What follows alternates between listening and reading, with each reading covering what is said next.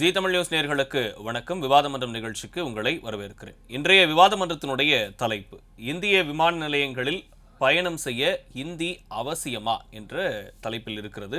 இது ஒரு கேள்வியாகவே தற்போது எழுந்திருக்கிறது. ஏனென்றால் சமீப காலமாக பல விமான நிலையங்களில் இது போன்ற சில விஷயங்களை நாம் அவ்வப்போது கேள்விப்பட முடிகிறது. என்னவென்றால் விமான நிலையத்தில் இருக்கக்கூடிய இந்த சோதனையில் ஈடுபட்டிருக்கக்கூடிய பாதுகாப்பு அதிகாரிகள் அவர்களுக்கு தெரிந்த மொழியில் பேசிக் கொண்டிருக்கிறார்கள், ஹிந்தியில் பேசுகிறார்கள். மற்றவர்களை ஏன் உங்களுக்கு ஹிந்தி தெரியவில்லை, தமிழ்நாடு இந்தியாவில் தானே இருக்கிறது, நீங்களும் இந்த இந்தியை கற்றுக்கொள்ள வேண்டியது தானே, இது போன்ற கேள்விகளை அவர்கள் எழுப்புகிறார்கள். சில நேரத்தில் கண்டிப்பாக கற்க வேண்டும் என்ற துணியிலும் அவர்கள் பேசுகிறார்கள். தற்போது நடந்த சம்பவம், கோவாவில் நடந்த சம்பவம் ஒரு அதிர்வலையை தமிழ்நாடு முழுவதும் ஏற்படுத்தியிருக்கிறது, இந்தியா முழுவதும் ஏற்படுத்தியிருக்கிறது என்றே சொல்ல முடியும். ஏனென்றால் அதே போல ஒரு சோதனையில் இருக்கக்கூடிய ஒரு பாதுகாப்பு அதிகாரி சென்னை வருவதற்காக கோவா விமான நிலையத்தில் அந்த சோதனையில் ஈடுபட்டிருந்த போது ஒரு பெண்ணிடம் அந்த ட்ரேவை எடுத்து வைங்க அப்படின்னு சொல்லிட்டு ஹிந்தியில் சொல்லியிருக்கிறாரு. அதுக்கு அந்த பெண்மணி எனக்கு புரியல நீங்கள் சொல்கிறதுன்னு கேட்டதுக்கு, தமிழ்நாட்டிலேருந்து எங்கேருந்து வரீங்க அப்படின்னு கேட்டிருக்கிறாங்க. நான் தமிழ்நாட்டிலேருந்து வரேன் அப்படின்னு அவங்க சொல்லியிருக்கிறாங்க. தமிழ்நாடு இந்தியாவில் தானே இருக்குது, நீங்களும் ஹிந்தியை கற்றுக்கணும், ஹிந்தி நேஷனல் லாங்குவேஜ் அப்படின்ற மாதிரி சொல்லியிருக்கிறாரு. அவங்க இல்லை, ஹிந்தி அஃபிஷியல் லாங்குவேஜ் தான் அப்படின்னு அவங்க சொல்லியிருக்கிறாங்க. எனக்கு ஹிந்தியை கற்றுக்கணும் அப்படின்றது ஆசையாக தான் இருந்துச்சு, இந்த மாதிரி அவங்க திணிக்கும் போது எனக்கு அதனுடைய விருப்பமே போயிடுது அப்படின்னு ஒரு குற்றச்சாட்டை அந்த பெண்மணி சமூக வலைத்தளங்களில் வச்சுருந்தாங்க. பல ஊடகங்களும் தொடர்பு கொண்டாங்க. நாங்களும் அவங்கக்கிட்ட நேரடியாக பேசியிருந்தோம். ஸோ இந்த தகவல்களை அவங்க சொல்லியிருந்தாங்க. இது தொடர்பாக இந்த மொழி பிரச்சனை தொடர்ந்து பல நாட்களாகவே இருந்துகிட்டு இருக்கு. அது மட்டும் இல்லாமல் தமிழ்நாட்டிற்கும் இந்த ஹிந்தி மொழிக்கும் பல இணைப்புகள் இருக்கின்றன. எனவே இது குறித்து விவாதிப்பதற்காகத்தான் இந்த தலைப்பு. இந்திய விமான நிலையங்களில் பயணம் செய்ய ஹிந்தி அவசியமா? நம்மோடு 5 பேர் விருந்தினர்களாக இணைகிறார்கள். முதலாவதாக இந்து மக்கள் கட்சியிலிருந்து திரு செந்தில் அவர்கள், திமுகவிலிருந்து திரு புகழ்காந்தி அவர்கள், அரசியல் விமர்சகர் திரு பொன் வில்சன், அரசியல் விமர்சகர் திரு சரவண பெருமாள், மதிமுகவிலிருந்து திரு செல்வம் அவர்கள். விருந்தினர்கள் அனைவருக்கும் வணக்கம். புகழ்காந்தி கிட்ட இருந்து முதல் கேள்வி. புகழ்காந்தி சார், இந்த விஷயம் கண்டிப்பாக கேள்விப்பட்டிருப்பீங்க. இந்த விமான நிலையத்தில் நடக்கக்கூடிய இந்த சம்பவம் எதை காட்டுகிறது?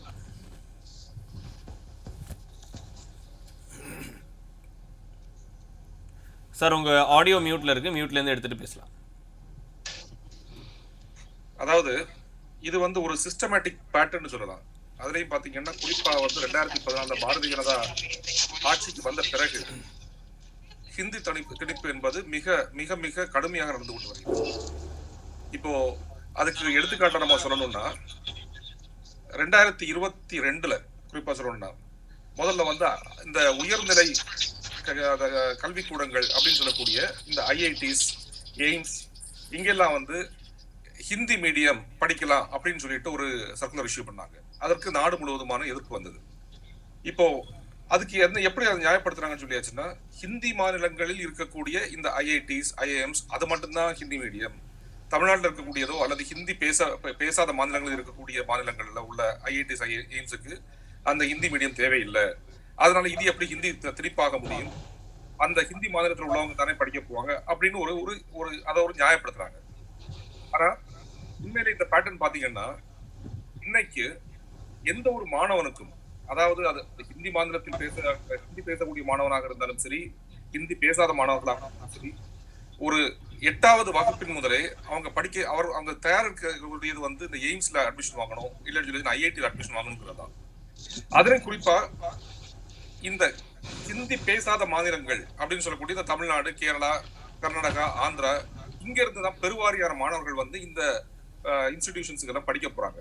அப்போ இது ஒரு மறைமுக திணிப்பு.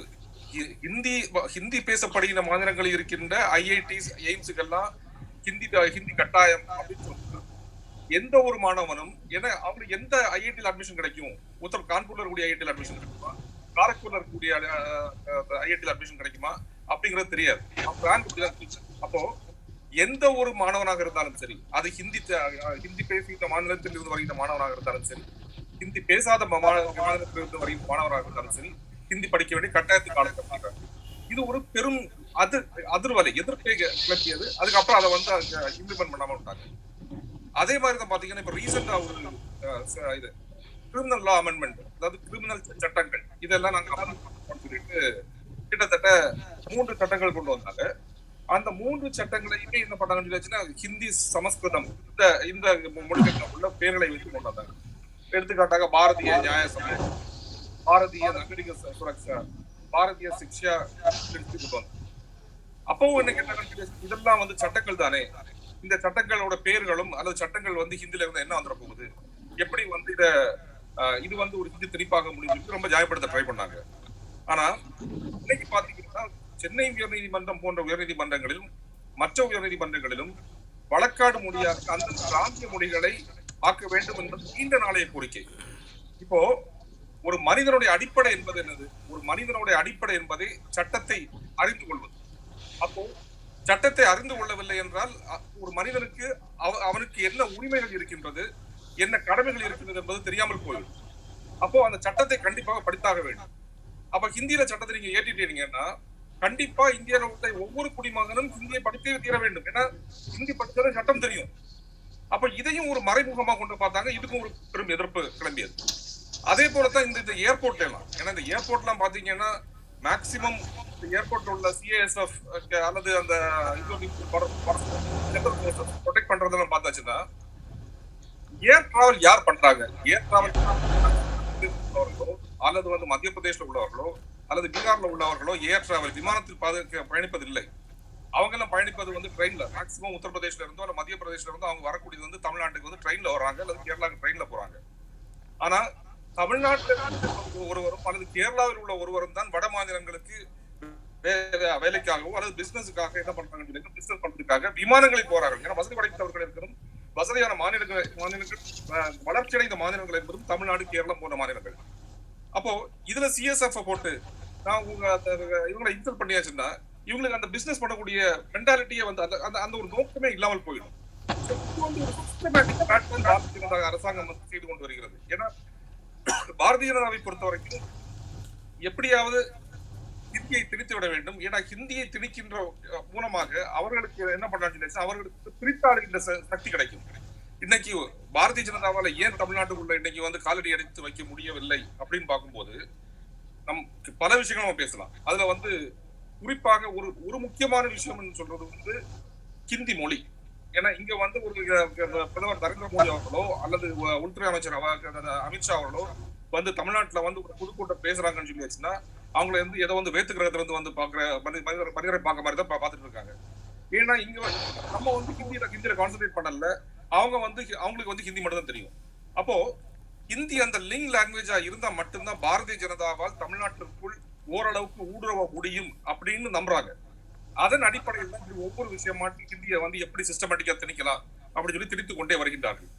இதுலையும் அடுத்த ஒரு விஷயத்த நம்ம பார்த்தோம்னா ரொம்ப ரொம்ப முக்கியமான விஷயம் பார்த்தோம்னா இதை ஏன் தமிழ்நாடு மட்டும் இவ்வளவு தூரத்துக்கு இருக்குது? ஏன்னா மற்ற மாநிலங்கள் ஏன் இப்ப கேரளா எடுத்துக்கிட்டோம்னா கேரளால வந்து எதிர்ப்புகள் இருந்தாலும் தமிழ்நாட்டில் இருக்கக்கூடிய அளவுக்கு எதிர்ப்பு இல்லைன்னு பாத்தீங்கன்னா ஹிந்தி என்பது ஒரு கலாச்சார மொழி அல்ல. என்னைக்குமே ஹிந்தியோட ஹிஸ்டரி தமிழுக்கோட ஹிஸ்டரி நீங்க பாத்தீங்கன்னா தமிழோட இலக்கணம் அதாவது தொல்காப்பியம் வந்து கிட்டத்தட்ட 3000 ஆண்டுகளுக்கு முன்னால். ஆனால் ஹிந்தியை பொறுத்த வரைக்கும் ஹிந்தி என்பது உருவாக்கப்பட்ட மொழி. ஹிந்தியோட ஹிஸ்டரி எடுத்துட்டீங்கன்னா ஆங்கிலேயர்கள் 16வது நூற்றாண்டுல வரும்போது 1997ல அவங்க என்ன பண்றாங்கன்னு சொல்லி பல மொழிகள் இந்த நாட்டுல வந்து 2001 சென்சஸ் எடுத்துட்டோம்னாலே 147 பெரிய மொழிகளும் 3000 சிறிய மொழிகளும் இன்னைக்கு வந்துட்டு வருது. அப்போ ஆங்கிலேயர்களுக்கு வந்து ஆட்சி செய்வதற்கு ஒரு லிங்க் லாங்குவேஜ் வேணும். அவங்களால ஒண்ணுமே பண்ண முடியல. அவங்களுக்கு வந்து டெல்லியில வராங்க, கல்கட்டால வராங்க, பாம்பேல வராங்க.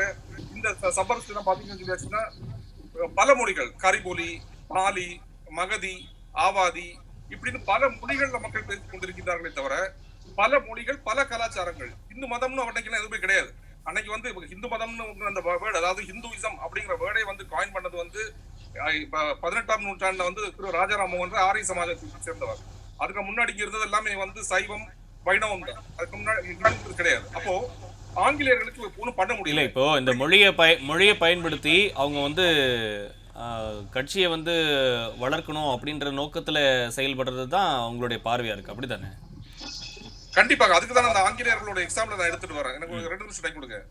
அந்த ஆங்கிலேயர்கள் என்ன பண்ணாங்கன்னு சொல்லியாச்சுன்னா அறிஞர் ஜான் கில்கிறிஸ்ட் அப்படிங்கிறவரை வைத்து ஒரு காமன் மொழியை உருவாக்க வேண்டும் அப்படின்னு சொல்லி அந்த ஜான் கிறிஸ்ட் அப்படிங்கிற அறிஞர் வந்து கல்கட்டால ஃபோர்ட் வில்லியம் காலேஜோட பிரின்சிபல்.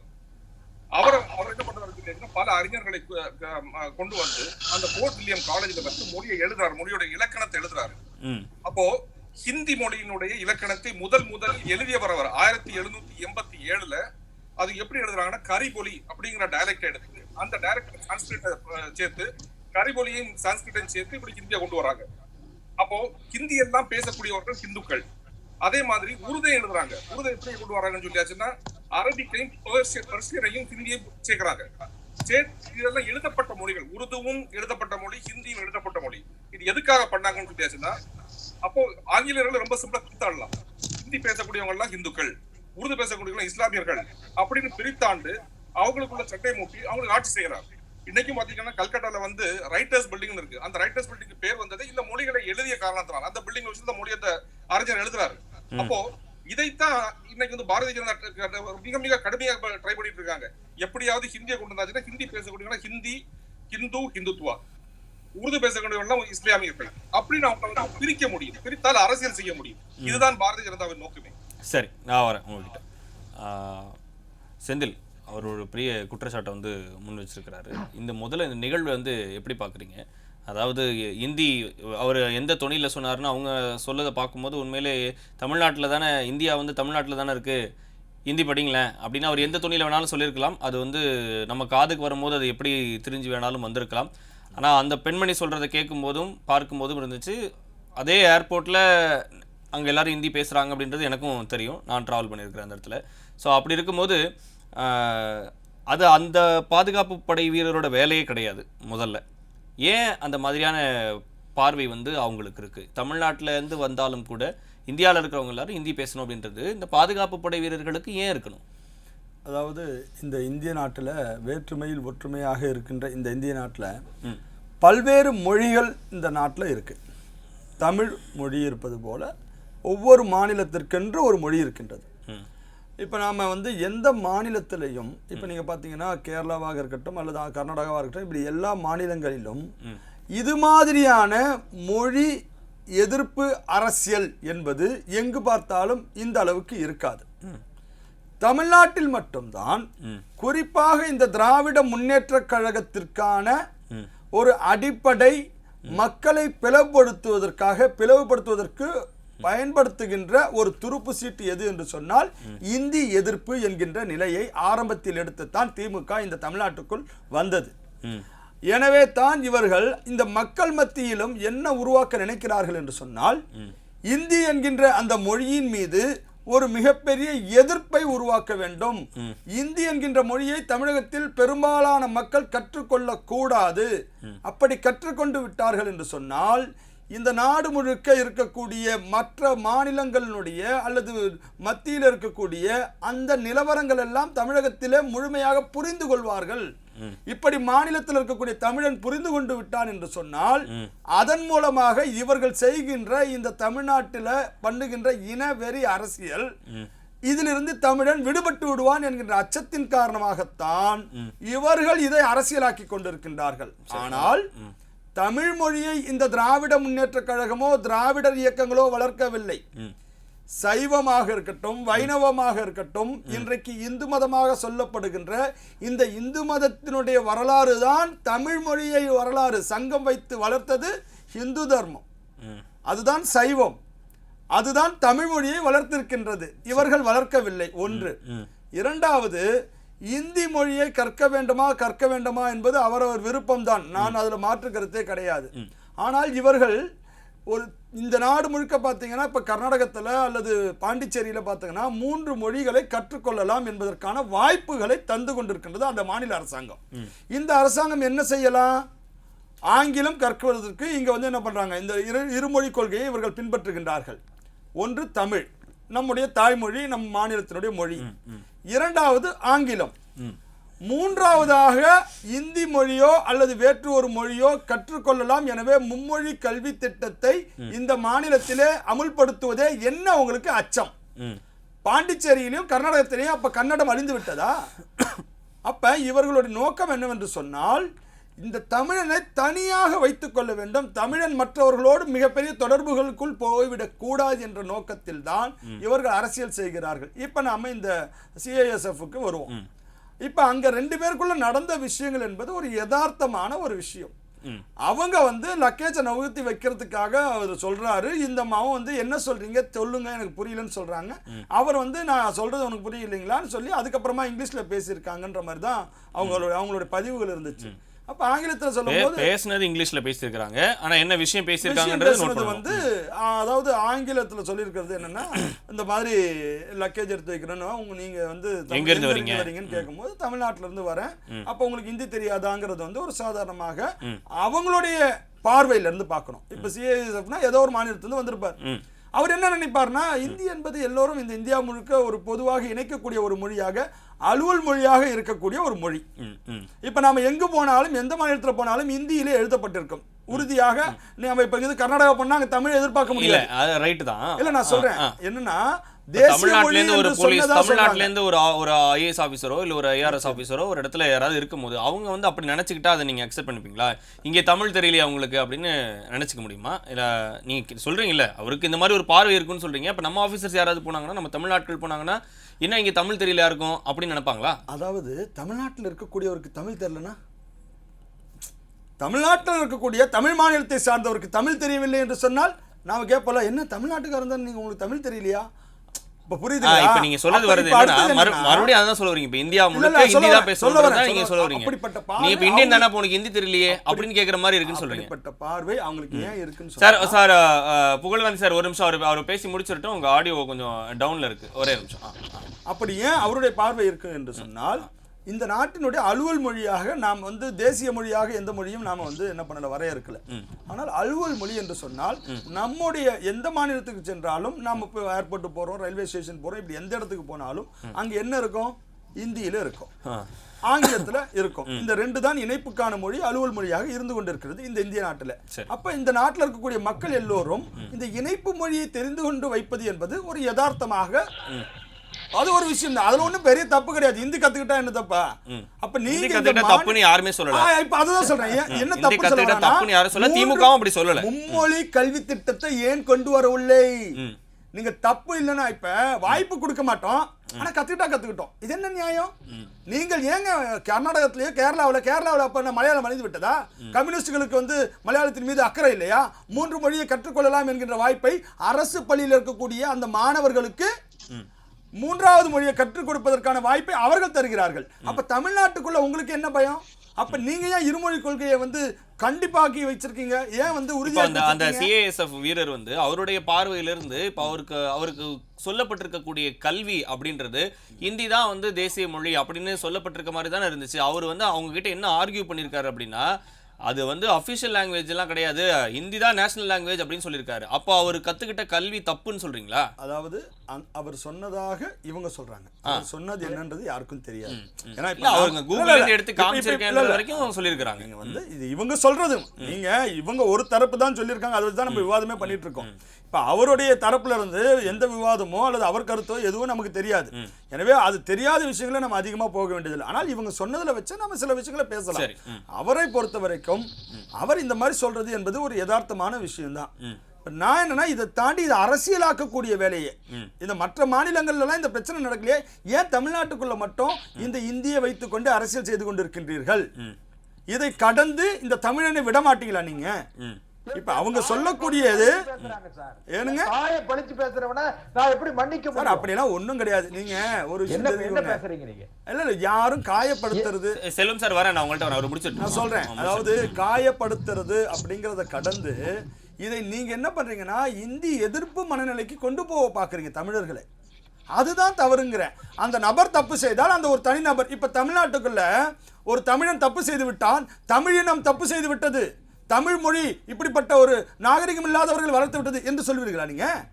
அப்ப அந்த தனிநபருடைய தவறா நீங்க பார்த்துட்டு போயிடுவீங்க, கடந்து போயிடுவீங்க. ஆனா இந்த விஷயத்துல என்ன பண்றீங்கன்னா, ஐயோ CIF இவங்கெல்லாம் வடநாட்டுக்காரன், இவெல்லாம் இந்திக்காரன், இவெல்லாம் வந்து பாருங்க தமிழை ஒழிக்க பாக்குறான், தமிழ் மொழியை இவங்க இந்தியை கொண்டு வந்து திணிக்கிறாங்க. என்ன திணிக்கிறாங்க? நீங்க வாய்ப்பை கொடுக்க மறுக்கிறீங்க.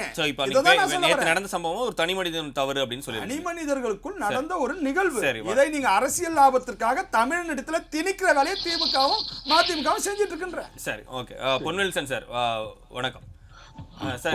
இந்த நிகழ்வு வந்து இப்போ இந்த பேச்சினுடைய அடிப்படையில் பார்க்கும்போது அது ஒரு தனி மனிதனுடைய தவறு, நீங்க எப்படி வந்து ஒரு மொத்தமா வந்து இந்திய திணிக்கிறாங்கன்னு எப்படி சொல்ல முடியும் அப்படின்னு சொல்லியிருக்கிறாங்க. என்னுடைய கேள்வி என்னன்னா, பாதுகாப்பு படை வீரருக்கு அது வேலை கிடையாது அப்படின்றது எல்லாருக்குமே வந்து தெரிஞ்ச ஒரு விஷயம்.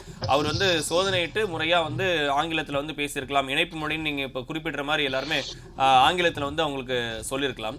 சிஏஎஸ்எஃப் வீரர்களுக்கு ஏன் இந்த மாதிரியான ஒரு பார்வை இருக்கு? அவங்க படிச்சுக்கிட்டு வர கல்வியில் எல்லாத்துலேயுமே வந்துட்டு ஹிந்தி தான் வந்து நேஷனல் லாங்குவேஜ், அது வந்து எல்லாருக்குமே வந்து தெரிஞ்சிருக்கக்கூடிய ஒரு விஷயமா இருக்கணும், அது தெரியாமல் இருக்கிறதே மிகப்பெரிய தப்பு அப்படின்னு அவங்களுக்கு வந்து அங்கே கல்வி புகுத்தப்படுதா? என்ன நிலவரம் சார்? அதாவது நம்ம இது உணர்வுபூர்வமா நம்ம சிந்திக்கிறத விட கொஞ்சம் நம்ம வந்து ஒரு அறிவுபூர்வமா நம்ம யோசிச்சோம்னா நம்மளுக்கு இதோட ரிசல்ட் வந்து தெரியும். சரி, எப்படின்னா நம்ம காலகாலமா தமிழ்நாடு வந்து ஹிந்தி வேண்டாம், நாங்க இருமொழி கொள்கை அப்படின்ற ஒரு சித்தாந்தத்துல நம்ம இருக்கிறோம். நம்மளை பொறுத்த இப்போ இந்தியாவில் எடுத்துக்கிட்டீங்கன்னா இமாச்சல பிரதேஷ், மத்திய பிரதேஷ், உத்தரப்பிரதேஷ்லயும், அப்புறம் ஹரியானா, ராஜஸ்தான், மணிப்பூர், மேகாலயா, இங்க எல்லாமே வந்து இருமொழி கொள்கை தான். அங்கேயும் அங்க இருமொழி கொள்கை என்ன அப்படின்னா ஹிந்தி அண்ட் இங்கிலீஷ், இந்த அளவுல தான் அவங்க இருமொழி கொள்கையை வச்சிருக்காங்க. அது போல மும்மொழி கொள்கை வந்து ரொம்ப ரேரா இருக்குது. இப்போ நம்ம நீங்க ஆந்திரால எடுத்துக்கிட்டா கூட சரி, கர்நாடகால எடுத்துக்கிட்டாலும் மும்மொழி கொள்கையை அவங்க ஃபாலோ பண்றாங்க. அந்த கட்டத்துக்கு வந்துட்டாங்க. இப்ப நம்ம வந்து ஏத்துக்கலாம், இருமொழி கொள்கை தான் எங்களுக்கு வேண்டும், தமிழ் வந்து நம்மளுக்கு ஆதி காலத்து மொழின்றதால நம்ம ஏத்துக்கிறோம், இல்லைன்னு சொல்லலை நாங்க. ஆனா இதை வந்து எந்த விதத்துல உணர்வு பூர்வமா பார்க்கணும் அப்படின்னா, இப்போ எதையுமே கட்டாயம்னு திணிக்க கூடாது யாருமே. மத்திய அரசாங்கத்தை பொறுத்த வரைக்கும் அது காங்கிரஸ் இருந்தாலும் சரி, பிஜேபி இருந்தாலும் சரி, இந்த இரண்டுமே இல்லாத மொரார்ஜி தேசாய் காலமாக இருந்தாலும் சரி, விபி சிங் காலமாக இருந்தாலும் சரி, தேவகவுடா காலமாக இருந்தாலும் சரி, அவங்களுக்கு ஒரே மாதிரி தான் கொண்டு போவாங்க. ஹிந்தி அப்படின்றது official language of the union. Central கவர்மெண்டோட அபிஷியல் லாங்குவேஜ் ஹிந்தி அப்படின்றது தான் இருக்குது. அதைத்தான் அவங்க கொண்டு போவாங்க. அந்தந்த காலகட்டத்துல நம்ம எதிர்த்துன்னு வரோம், இல்லைன்னு சொல்ல. ஆனா இந்த விஷயத்துல என்னன்னா, இப்ப தமிழ்நாட்டிலேயே எடுத்துக்கிட்டோம்னா நம்மளுக்கு இருமொழி கொள்கை. எவ்வளவு பேருக்கு ஆங்கிலம் தெரியும்?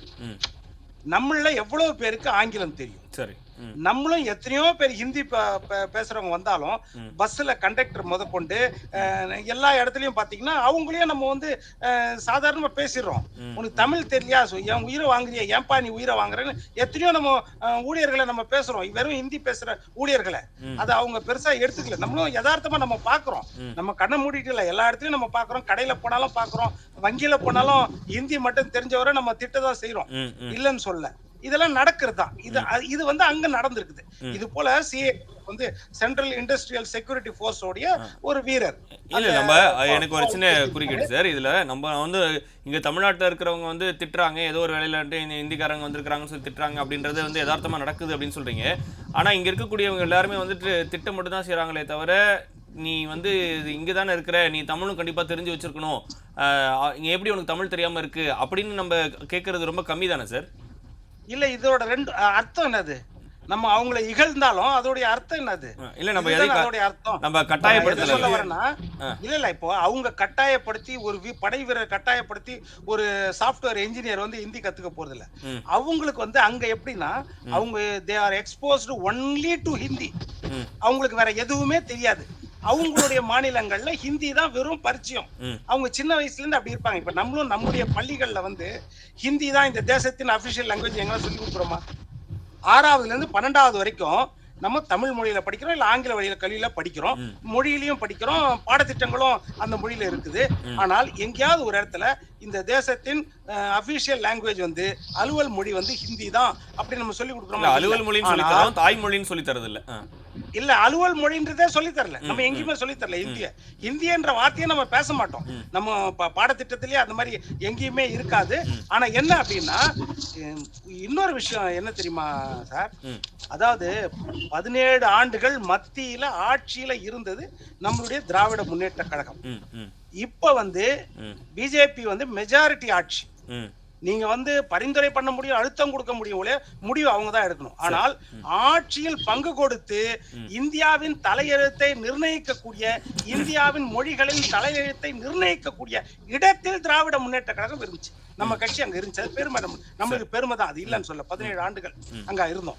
அந்த நேரத்துல வந்து 1950களில் காங்கிரஸ் அரசாங்கத்துல, ஜவஹர்லால் நேரு தலைமையில் இருந்த காங்கிரஸ் அரசாங்கத்துல லா மினிஸ்டரா இருந்த சட்டமேதை டாக்டர் அம்பேத்கர் தலைமையில இருந்த குழு அவர்கள் இயற்றிய சட்டம், அங்க பாராளுமன்றத்தில் காங்கிரஸ் பெரும்பான்மையாக இருந்த பொழுது நிறைவேற்றப்பட்ட சட்டத்தை நம்ம பார்க்கணும், வேற எதுவும் இல்லை. அபிஷியல் லாங்குவேஜ் ஆர்டிகல் 343, அதான் இந்தியன் கான்ஸ்டிடியூஷன்ல பார்ட் 17ல எடுத்தீங்கன்னா சாப்டர் 1ல வந்து article 343, the official language of the union shall be Hindi. கூட வந்து இணைமொழியா 15 வருடங்களுக்கு மட்டும் இங்கிலீஷ் இருக்கலாம் அப்படின்றது அந்த ஆர்டிகல்ல இருக்குது. நம்ம வந்து அதை மறந்துட்டு நம்ம பேச முடியாது. அதுல வந்து நம்ம திருத்தங்கள் அமெண்ட்மெண்ட் கொண்டு வந்திருக்கணும். நம்ம அதுல வந்து அமெண்ட்மெண்ட் கொண்டு வரணும். அபிஷியல் லாங்குவேஜ் ஆக்ட் 1963, அதுல அமெண்ட்மெண்ட் வந்து 1967ல கொண்டு வந்தாங்க. ஆனால் பிரைமரியா என்னன்னா, இப்போ பட்டியலிடப்பட்ட மொழிகள், அங்கீகரிக்கப்பட்ட மொழிகள் வந்து மாநில மொழிகள் 22 மொழிகள் இருக்கு. அது வந்து for states, official language for states. Article 345ல சொல்லுது அபிஷியல் லாங்குவேஜ் ஃபார் ஸ்டேட்ஸ் அப்படின்னு 345ல தெளிவா சொல்லுது. ஆனா என்ன அப்படின்னா, நீங்கள் ஒன்று அலுவல் மொழியாக 22 மொழியையும் நம்ம கொண்டு வந்திருக்கணும். மைனாரிட்டி அரசாங்கத்துல நம்ம ஆட்சியில பங்கு வகிக்கும் பொழுது நாம இந்த திருத்தத்தை கொண்டு வந்து அந்த அடிஷன் பண்ணி அந்த ஆக்ட்ல 22 மொழிகளையும் அலுவல் மொழியாக கொண்டு வந்திருக்கணும். இல்லை என்றால் இந்த 22 மொழிகளையும் தேசிய மொழியாக கொண்டு வரணும். ஏன்னா நேஷனல் லாங்குவேஜ் எதுவுமே இல்லை. அந்த படை வீரர் கூட அறியாமையா சொல்றாரு, அவர் தவறா சொல்றாரு. நேஷனல் லாங்குவேஜ் ஒண்ணும் கிடையாது. அந்த அம்மா கூட அதை எடுத்து கூகுள்ல சொல்லியிருக்காங்க. அவர் பேசியது சுத்தமாக தவறு, அது மிக கண்டனத்துக்குரியது. அதுல மாற்று கருத்தே கிடையாது. அவரை வந்து கண்டிக்கணும், அவரை வந்து பதவியிலிருந்து என்கொயரி பண்ணி சஸ்பெண்ட் பண்ணணும். இந்த அதுக்கப்புறம் வந்து அந்த சிஎஸ்எஃப் செக்ரட்டரி கிட்ட போய் புகார் பண்ணிருக்காங்க, அவரும் அவர் கணவரும். அப்ப அவர் கேட்டிருக்காரு, அவர் வந்து மன்னிப்பு தெரிவிச்சிருக்காரு. இந்த நிகழ்ச்சிக்கு நான் வருந்துகிறேன், யார் செய்தது அடையாளம் காட்டுங்கன்னு போது இவங்க வந்து பெருந்தன்மையா அடையாளம் காட்டாம விட்டுட்டாங்க. அந்த மாதிரி இருக்கக்கூடாது, அடையாளம் காட்டி அவருக்கு தண்டிக்கப்பட வேண்டும். ஏனென்றால் இங்கே நம்ம விமான நிலையத்தில் அது போல நடந்துச்சு.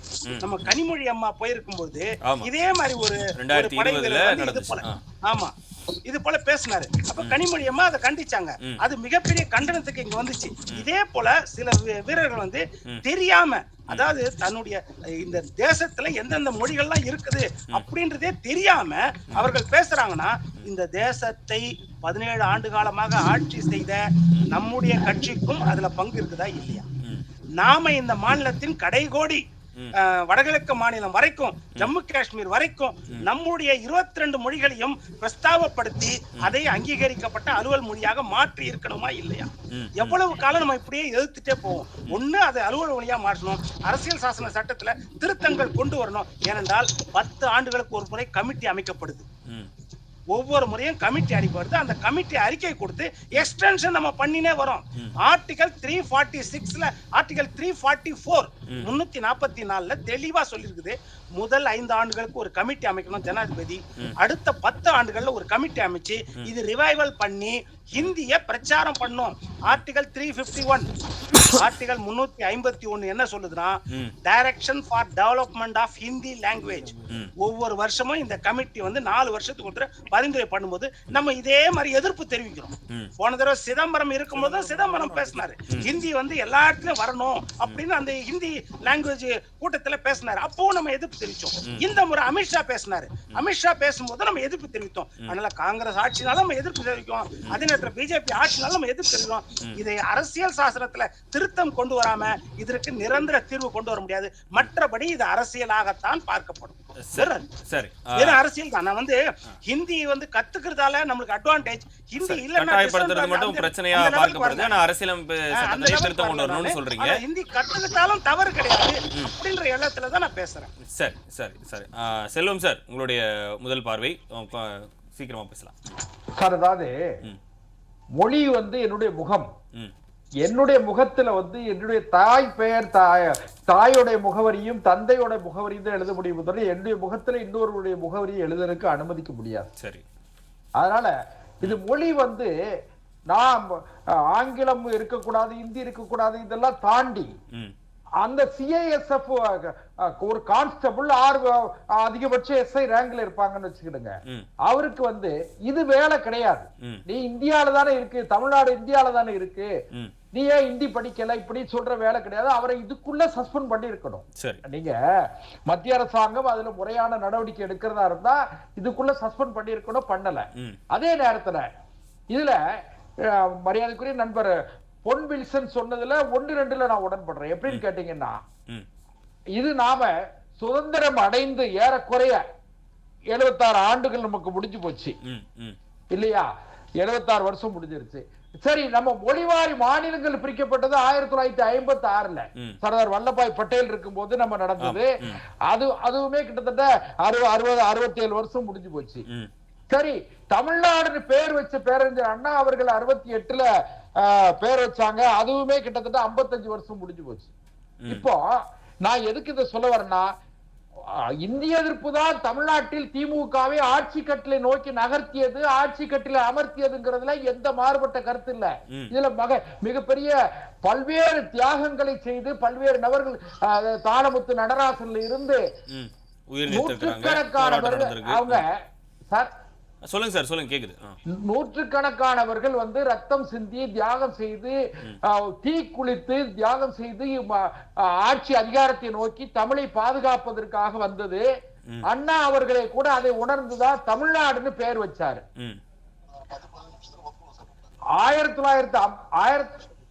1956ல மொழிவாரி மாநிலம் பிரிக்கும் போதே அதுவரை சென்னை ராஜஸ்தானியா இருந்தத தமிழ்நாடுன்னு பிரிச்சோம். நாம அது வரைக்கும் பாத்தீங்கன்னா சென்னை ராஜஸ்தானியா இருக்கும் போது இன்றைக்கு இருக்கிற தெலுங்கானா, ஆந்திரா, ஒரிசா வரைக்கும் நாம தமிழ்நாடு இருந்தது, சென்னை ராஜஸ்தான் இருந்தது.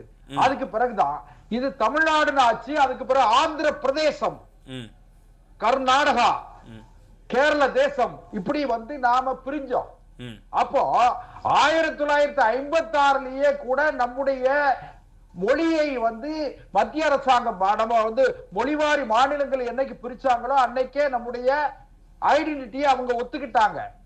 அதுக்கு பிறகு என்ன நடந்ததுன்னா, இந்திய இம்போஸ் பண்ணாங்க, திணிக்கிறது இருக்கு பாருங்க. இப்ப நான் இன்னும் கூட என்ன சொல்றேன்னா, நீங்க இந்தி வந்து தானாக வளர்ந்தால் எங்களுக்கு ஒன்று ஆட்சேபனை இல்லை. தமிழ்நாட்டுல கூட நீங்க என்னன்னு கேட்டீங்கன்னா, இந்தி வேண்டான்னு சொல்லல, இந்தி திணிக்காதீங்க, இம்போஸ் பண்ண என் மேல வந்து திணிக்காதீங்க. அதாவது இந்தி வந்து ஒரு பெரிய விஷயம் கிடையாது. இந்தி வந்து லாங்குவேஜ், அவ்வளவுதான், நாலேஜ் கிடையாது. இந்தி வந்து ஒரு மொழிதானே தவிர அது அறிவு கிடையாது. இந்தி தெரிஞ்சவன் தான் அறிவாளி, இந்தி படிக்காதவன் தான் முட்டாள் அப்படின்னு நினைச்சிட வேண்டியது இல்ல. இந்தி ஆஃப்டர் ஒரு லாங்குவேஜ், அவ்வளவுதான். அதனால நாம அதை பத்தி பெருசா எடுத்துக்கிற வேண்டியது இல்லை. அதே நேரத்துல தான் நண்பர் பொன் வில்சன் சொன்னதுல நான் 1ல உடன்படுறேன். எப்படின்னு கேட்டீங்கன்னா, நாம 1967க்கு பிறகு 69ல இருந்து பாத்தீங்கன்னா ஜனாதிபதிகளை, அதாவது குடியரசுத் தலைவர்களை தேர்ந்தெடுக்கிற அண்ணா காலத்துல வந்து வடக்கு வாழ்கிறது தெற்கு தேய்கிறதுங்கிற பார்வை இருந்தது அது வரையும் அண்ணாவே. அதுக்கு பிறகு பாத்தீங்கன்னா திராவிட இயக்கங்கள், அதாவது இன்னும் கூட டாக்டர் கலைஞர் அவர்கள் ஆட்சி அதிகாரத்துக்கு வந்தப்போ அப்போ பாத்தீங்கன்னா நீலம் சஞ்சீவ் ரெட்டி காங்கிரஸ் கட்சியோட வேட்பாளர், மரியாதைக்குரிய அம்மையார் இந்திரா காந்தி அவர்கள் வந்து இந்தியா, அதாவது இண்டிகேட் சிண்டிகேட் பழைய காங்கிரஸ் இந்திரா காங்கிரஸ் வந்தப்போ இந்திரா காங்கிரஸ் வேட்பாளராக வி.வி. கிரியை நிப்பாட்டினாங்க. அன்னைக்கு டாக்டர் கலைஞர் அவர்கள் தான் வி.வி. கிரியை ஜெயிக்க வச்சாங்க. நல்லா கவனிச்சுக்கிடுங்க. அதுக்கு பிறகு பாத்தீங்கன்னா பல்வேறு கட்டங்கள்ல நாம தமிழ்நாடு தான் எது பெருந்தலைவர் காமராஜருக்கு பிறகு அதிகபட்சமாக நாம ஜனாதிபதியை மேலகு குடியரசுத் தலைவர்களை தேர்ந்தெடுக்கிற இடத்துல திராவிட முன்னேற்ற கழகம் இருந்திருக்கு. மற்ற கட்சிகளை விட திராவிட முன்னேற்ற கழகம் பிரதமர்களை தேர்ந்தெடுக்கிற இடத்துல திராவிட முன்னேற்ற கழகம் இருந்திருக்கு.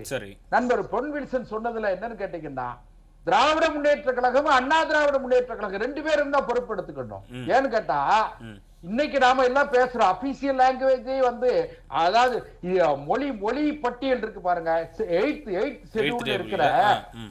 ஷெட்யூல்ல இருக்கிற 22 மொழிகளையும் நாம ஆட்சி மொழியாகவும் அலுவல் மொழியாகவும் ஆக்கி இருக்கணும்.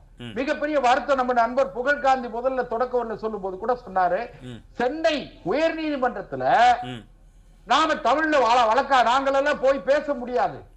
ஆங்கிலம் தெரியவில்லை என்றால் அங்க பேச முடியாது. அங்க போய் பேசி எதுக்காகன்னு கேட்டீங்கன்னா, நாம நம்முடைய தமிழ்நாட்டில் இன்னும் கூட என்ன கேட்டீங்கன்னா, சென்னை உயர்நீதிமன்றத்தை தமிழ்நாடு உயர்நீதிமன்றம் என்று மாற்றுவதற்கே இன்னைக்கு போராடிக்கிட்டு இருக்கோம். நாம தமிழ்நாடுன்னு சொல்லி நாம அங்கீகரிக்கப்பட்ட ஆகிவிட்டது, தமிழ்நாடு என்று பெயர் சூட்டப்பட்டு விட்டது, அது சட்டமாக்கப்பட்டு விட்ட நிலையிலும் கூட சென்னை உயர்நீதிமன்றத்தை தமிழ்நாடு உயர்நீதிமன்றம் என்று மாற்றுவதற்கு கூட மத்திய அரசாங்கம் தயாராக இல்லை. அதனால இதுக்கு காங்கிரசும் பிஜேபி ரெண்டு பேருமே பெரிய அளவுல விதிவிலக்கான்னு கேட்டா கிடையாது. டாக்டர் மன்மோகன் சிங் அவர்கள் இருக்கும்போது ஒரே ஒரு செய்தி, பஞ்சாப்ல இருந்த ஒரே ஒரு பஞ்சாபை சார்ந்த ஒருவர் எங்க பாகிஸ்தான்ல அவருக்கு மரண தண்டனை, ஏதோ ஒரு குற்ற வழக்குல மரண தண்டனை விதிக்கப்பட்டது. உடனே அன்னைக்கு இருந்த டாக்டர் மன்மோகன் சிங் பிரதம அமைச்சர் கொதிச்சு எழுந்தாரு, காங்கிரஸ் கட்சியை சார்ந்த பிரதம அமைச்சர். ஆனா எதுக்காக சொல்றேன்னா, அங்க அவங்களுக்கு அங்க இருக்கிற துடிப்பு வேகம் நம்ம மேல இல்ல, நம்ம மேல அக்கறை இல்ல. மத்திய அரசாங்கத்துக்கு மாநில அரசு மேல அக்கறை இல்ல அப்படின்னு சொல்றீங்க. இல்ல, ஒரு செய்தி சொல்லி முடிச்சிருந்தேன். அதாவது நாம நமக்கான வாய்ப்பு நம்முடைய பக்கத்தில் நம்முடைய காலில் பந்து இருக்கும் போது நாம அடிக்க தவறிவிட்டோம் என்பது மிக வருத்தமான உண்மைங்கிறத பதிவு செய்யறதுக்கு தான் நான் இதை சொல்றேன். அதுல இன்னும் கூட என்ன கேட்டீங்கன்னா, இல்ல அதாவது மூணு தான் சார், 3 பிரான்ச் தான், எக்ஸிகியூட்டிவ், லெஜிஸ்லேட்டிவ், ஜுடிஷியல். இப்போ மத்திய அரசாங்கம் திட்டமிட்டு என்ன செய்யறாங்க, லெஜிஸ்லேட்டிவ் பொறுத்த வரைக்கும் ஜனாதிபதி செல்வம் சார் வந்துடுறேன். புகழ்காந்தி சார் வெளியிடுறாங்க. புகழ்காந்தி சார், உங்களுடைய இறுதி கருத்தை சொல்லிடலாம் சார். இன்னும் சரவணபெருமாள் சார் அவருடைய கருத்தை இன்னும் சொல்ல காத்துட்டு இருக்கிறாரு. உங்களுடைய இதுவரைக்கும் நடந்த வாதத்துல உங்களுடைய இறுதி கருத்தை நீங்க சொல்லிடுங்க. இல்ல, அதாவது இதுல ஃபண்டமெண்டல் இஷ்யூ என்னன்னா, அவங்க ஒரு பெரிய குற்றச்சாட்டையும் வச்சிருக்காங்க. அதை நான் கேள்வியாக வச்சிடறேன். 17 ஆண்டுகள் தொடர்ந்து அங்க ஆட்சியில் இருந்திருக்கிறாங்க. 22 மொழிகள்லையும் தேசிய மொழியா அறிவிச்சிருக்கலாம், அலுவல் மொழியா அறிவிச்சிருக்கலாம் அப்படின்னு அது ஏன் அந்த விஷயத்தை முன்னெடுக்காமே இருக்கிறாங்க? இங்க மொழியை வச்சு தொடர்ந்து திமுக அரசியல் பண்ணு சொல்றாங்க. நண்பர் அதை தவறா புரிஞ்சுட்டாரு. இன்னைக்கு அலுவல் மொழியாட்டு பாத்தீங்கன்னா 18 மொழிகள் இருக்கு. அதுல தமிழும் ஒரு மொழி, ஹிந்தி மட்டும் ஆங்கிலமும் எல்லாம். அது ஒரு தவறான கருத்து. இங்க இஷ்யூ அலுவல் மொழி அல்ல. இங்க இஷ்யூ மற்ற மொழிகளை எல்லாத்தையுமே அழித்து விட்டு எப்படி ஹிந்தியை திணிக்க முடியும் அப்படிங்கறத பாரதிய ஜனதா பார்த்து கொண்டிருக்கின்றது. ஏன்னா அவங்களுடைய ஒரே கொள்கை என்பது ஒரே நாடு ஒரே மதம், ஒரே நாடு ஒரே மொழி, ஒரே நாடு ஒரே நிலம் அப்படிங்கிற அவங்களை பொறுத்த வரைக்கும் அவங்க மாநிலங்கள் அப்படிங்கிற அந்த கான்செப்ட்லயே அவங்களுக்கு நம்பிக்கை கிடையாது. ஆனா இதுல ஃபண்டமெண்டலா எங்க மறந்து போறாங்கன்னு சொல்லியாச்சுன்னா, இந்தியா என்பது மாநிலங்களால ஆன ஒன்றியம். அதுவும் நண்பர் செல்வம் கூறியது மாதிரி, இந்தியா என்பது என்னது, முன்னாடி ஆங்கிலேயர்கள் வரதுக்கு முன்னாடி இந்தியா அப்படிங்கிற கான்செப்டே கிடையாது. ஆங்கிலேயர்கள் வந்த பிறகுதான் இந்தியா என்பது வந்தது. அதுவும் 1947 இந்தியாவை உருவாக்குகின்ற பொழுது இந்தியா இருந்த பிரிட்டிஷர்ஸ் ரூல் பண்ணிட்டு இருந்தது 3 பிரசிடென்சிஸ், அதாவது Bombay presidency, Madras presidency, Calcutta presidency. அதுவும் 547 குறுநில மன்னர்கள், அதாவது சமஸ்தானங்கள்னு சொல்லுவாங்க அன்னைக்கு. இது எல்லாம் சேர்ந்த ஒரு கலவைதான் இந்தியா.